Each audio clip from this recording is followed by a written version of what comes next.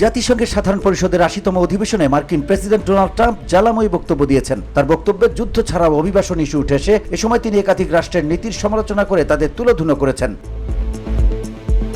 অধিবেশনের শুরুর দিনেই তিনি ভাষণ দেন। জাতিসংঘের মহাসচিব অ্যান্তনিও গুতেরেসের ঐক্যবদ্ধ হয়ে বিশ্বকে কাজ করার আহ্বানের পরই ট্রাম্পের বক্তব্য পরিষদে উত্তেজনা ছড়ায়। এর আগে মঙ্গলবার আনুষ্ঠানিকভাবে জাতিসংঘের সম্মেলন শুরু হয়। উদ্বোধনী ভাষণে গুতেরেসের সংস্থাটির উপর গুরু দায়িত্ব যথাযথভাবে পালনের সবার সহযোগিতা কামনা করেন। পরে ভাষণে ট্রাম্প বলেন, ইউরোপ গুরুতর সমস্যায় পড়েছে, অবৈধ বিদেশিরা আসছে, তারা এ ব্যাপারে একেবারেই কিছু করছে না। ইউরোপীয় নেতাদের রাজনৈতিক জ্ঞান নিয়ে প্রশ্ন তোলেন Trump.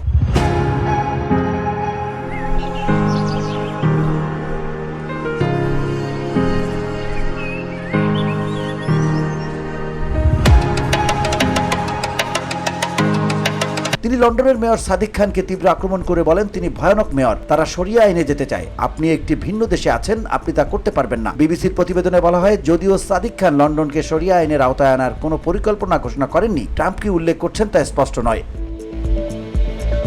VOD Bangla news desk.